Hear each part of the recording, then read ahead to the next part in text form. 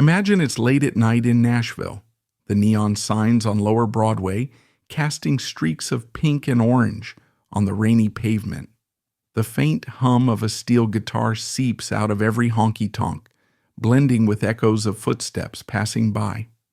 At the end of the street stands a building, simple on the outside, legendary on the inside, where countless country and bluegrass icons once gathered, the Grand Ole Opry's original home at the Reman. Now picture a figure walking onto that stage so quietly that he almost seems shy, wearing a well-worn guitar strapped across his chest and a gentle smile that hints at a lifetime of stories. He's not the flashy, boot-stomping type. His style is soft, measured, introspective, but the moment he starts to play, you hear a cascade of intricate finger-picking that blends the twang of country with the smooth improvisation of jazz.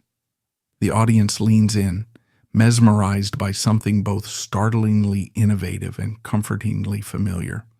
That man was Chester Burton Atkins, better known to fans across the world simply as Chet Atkins. And over the course of 77 eventful years, he would redefine not just how the guitar could be played, but how American country music might sound. To understand the uniqueness of his style and legacy, you have to rewind to his early days, to a place where the odds were stacked against him ever leaving a mark on the music world, much less reshaping it. Chet was born on June 20th, 1924, in Luttrell, Tennessee, a small and impoverished area near the Clinch Mountains. The region's natural beauty offset a hardscrabble existence for many families who lived there. The Great Depression was knocking on America's door. Money was scarce, and everyday life wasn't easy. His father was a part-time music teacher who left the family when Chet was still a child. Before long, his mother remarried, and the young boy found himself shuttled between different sets of relatives. Adding to this upheaval, he suffered severely from asthma, a condition that often kept him indoors for days at a time, struggling to breathe. According to later interviews, Chet felt like an outsider, perpetually in the corner, quieter than most kids his age. He took solace in the one thing that seemed to free him from all the commotion: music. If breathing was hard, playing the guitar felt like flight. That guitar, however, didn't fall into his lap overnight.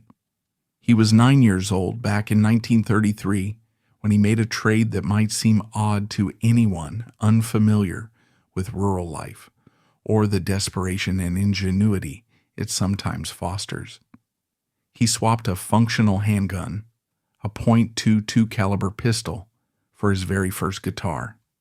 It was a battered, probably cheap instrument with strings that were tough to press down and a tone that might have seemed lackluster to more seasoned players. But to Chet, it was everything.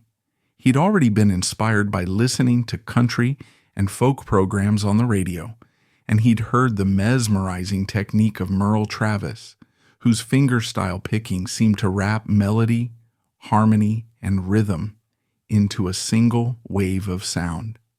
Intrigued, Chet tried to mimic it, day after day, locked away in a bedroom or whatever corner of the house he could find. His asthma might have prevented him from running around outdoors, but it gave him time to develop one of the most distinctive guitar styles in American music. By the time he was a teenager, it was clear he was on a path that conventional schooling might only hinder. He got a violin, a fiddle more accurately, and managed to learn enough to land occasional stints playing live music for local radio stations. But it was the guitar that remained his constant companion. Around 1941, at 17 years old, he dropped out of high school to pursue music more seriously, signing on with WNOX in Knoxville, Tennessee, where he played both fiddle and guitar on various local programs. WNOX was one of the many stations that would feature early country barn dance style shows, variety hours, and other live programming that could jumpstart a young musician's career. However, Chet's approach was sometimes deemed too jazzy for conservative audiences, leading to periodic firings. He'd bring in augmented chords, walking bass lines, and delicate improvisations that blurred the line between hillbilly tunes and swinging jazz progressions, a precursor to what would later become recognized as countrypolitan or the Nashville sound. That rocky period taught him resilience. He moved around, bouncing from station to station, making just enough to scrape by. Then in 1947, fortune smiled. After stints backing up different performers, he was discovered by Red Foley, a prominent country star of that era. Foley recognized Atkins' raw talent and introduced him to executives at RCA Victor. This was a golden ticket. Signing with RCA, Chet released a tune called Canned Heat, his first recorded work that showcased a country jazz fusion well ahead of its time. It wasn't a smash commercial hit, but it paved the way for a series of recordings that would shape his future, and in many ways, the future of country music itself. Nashville, in the late 1940s and early 1950s, was undergoing a transformation. The Grand Ole Opry, which had started as a humble radio broadcast, was quickly morphing into the epicenter of country music. In 1950, Chet Atkins officially joined the Opry, becoming a cherished figure among fans who appreciated not only his impeccable skill, but also his temperament. Calm, unassuming, always polite. He was no flamboyant showman like some of the other Opry stars. Instead, he stood quietly on stage, letting his fingertips do the talking. Audience members, and especially fellow musicians, recognized that they were witnessing a near effortless mastery that went beyond the standard pick and strum style. He used his thumb to handle the bass lines and his other fingers to pluck the melody. Merle Travis had popularized something similar, but Atkins gave it a new level of sophistication and fluidity. He could play the simplest gospel tune and make it sparkle, or turn a pop standard into a breezy, country-flavored lament. Many fans first became aware of his talent through word of mouth. Have you heard that skinny guy who makes his guitar sound like 3 instruments at once? Indeed, that was Chet's hallmark. By 1955, he was ready to push his craft to the forefront with an instrumental album titled Chet Atkins in 3 dimensions. It was a bold move. An all-instrumental guitar album might have been a tough sell in country music circles that thrived on lyrical storytelling, but the album garnered acclaim for its innovative arrangement and the technical prowess it displayed. Atkins wasn't just a backing musician. He was emerging as a headliner. He took songs from various genres, folk tunes, pop standards, jazz pieces, and reinterpreted them with a finger-picking style that felt warm and personal. Critics applauded the artistry, and other musicians, particularly budding guitarists, began to treat him like a hero, someone who gave them permission to imagine the guitar in a bigger, more expansive way. Around this time, RCA started noticing that Atkins had a talent for more than just performing. He had an ear for arrangement and production. In 1957, they brought him in to work as an A&R man at the Nashville branch. A&R was a role that involved identifying new talent, shaping the recording process, and producing the final records. It was behind the scenes but incredibly influential. One of his early tasks was to help refine the sound of Elvis Presley's Heartbreak Hotel in 1956, a track that would become one of the biggest hits of the rock and roll era. The Everly Brothers scored with Wake Up Little Susie in 1957, another chart topper to which Atkins lent his production finesse. He was quietly reorienting the entire country music landscape, collaborating with producers like Owen Bradley to develop what came to be known as the Nashville sound. Gone were the raw fiddles and steel guitars that had defined so much of early country. In their place were polished string arrangements, background vocals reminiscent of pop music, and a smoother, more radio-friendly style that appealed to a wider audience.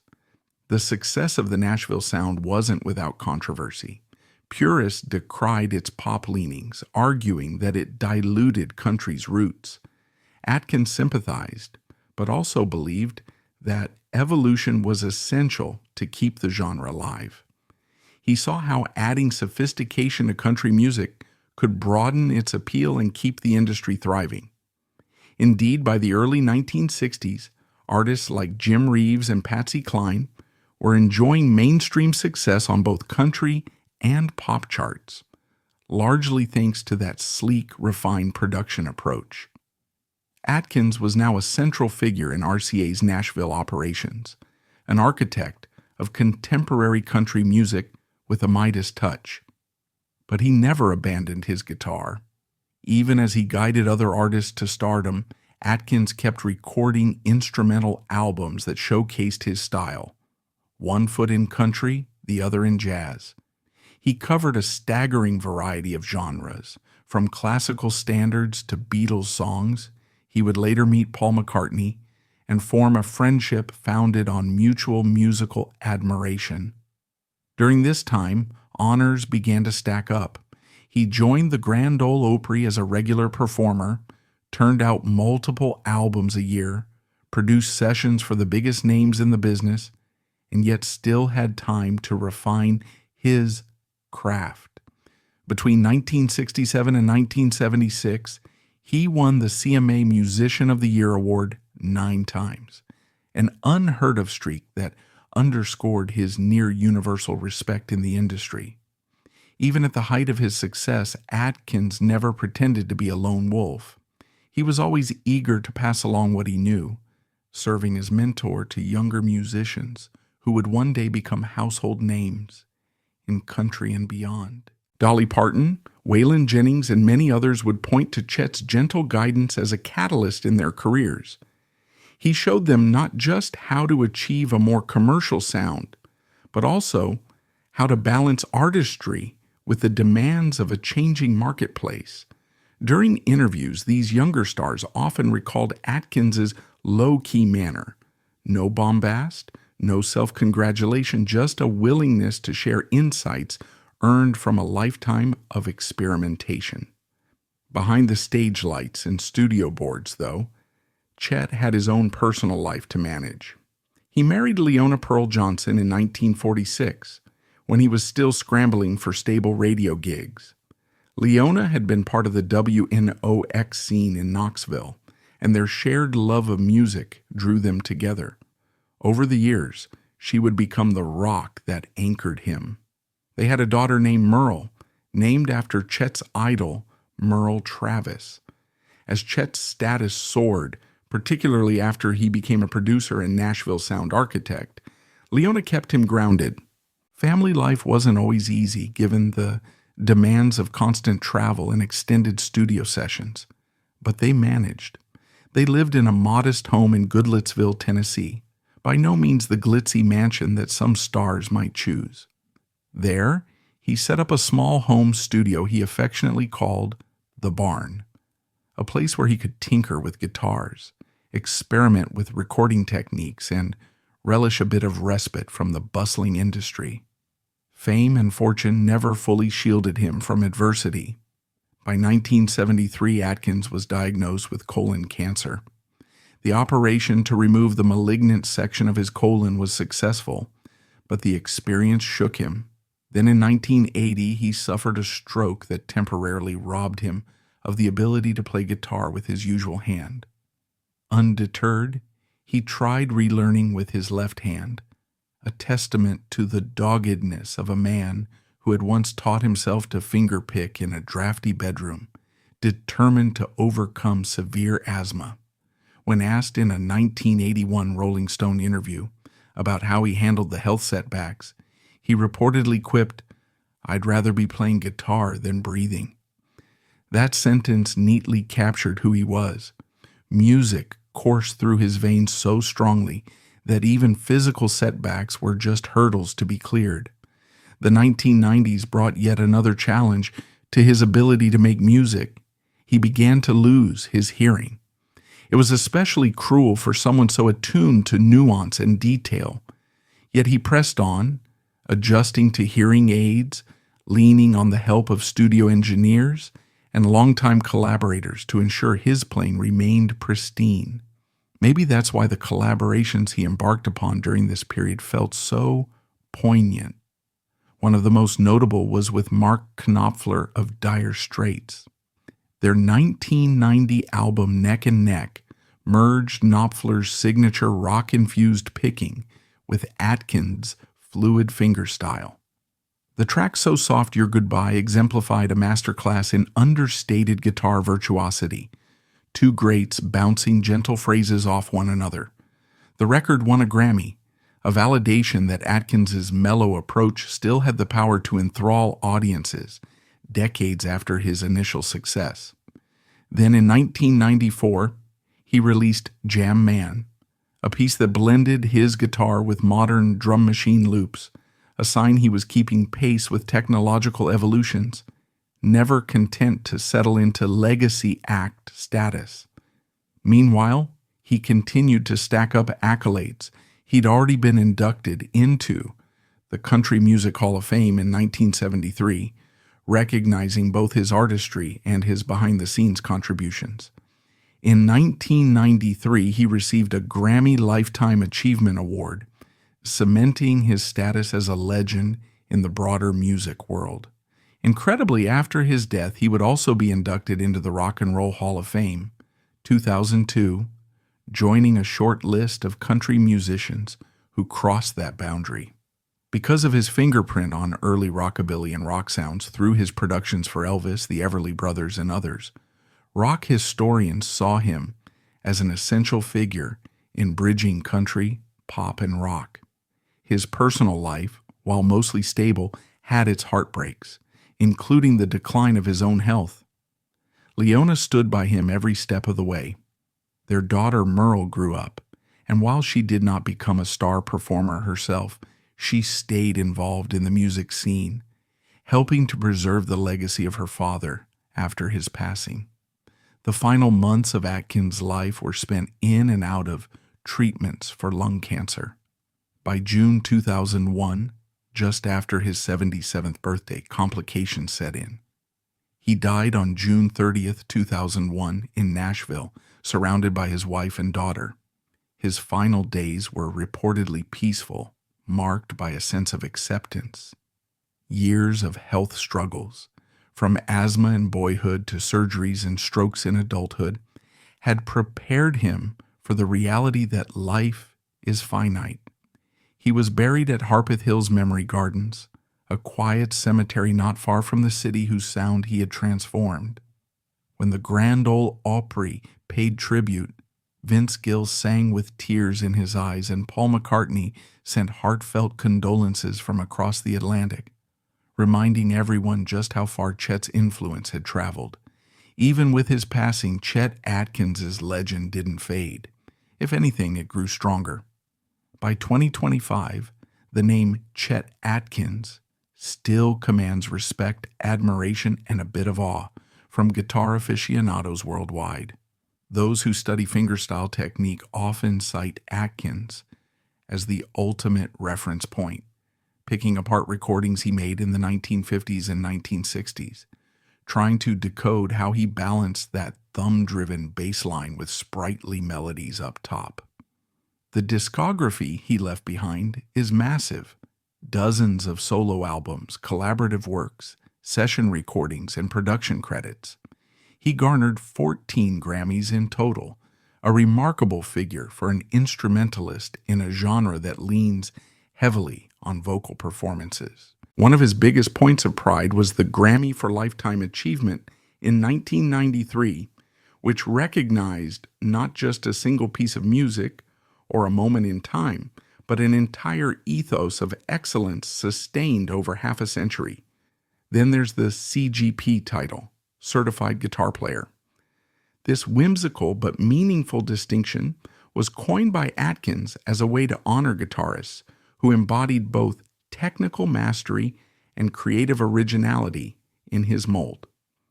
Recipients like Tommy Emmanuel continue to carry the torch, spreading that signature blend of virtuosic skill and musical empathy. The term CGP remains a badge of honor, an homage to the man who made it possible for a simple acoustic guitar to convey the complexity of an orchestra. His last major public appearance at the Opry, still picking away even as his health waned, said everything you need to know about him. A man who, for over 50 years, had been part of the Opry family, taking center stage not with loud fanfare, but with the quiet confidence of someone who knew exactly who he was and what he wanted to say through the strings of his guitar. When he bowed for the final time, he left behind a legacy so profound that it resonates through country music, jazz, rock, and beyond. No single style could hold him. No single challenge could stop him.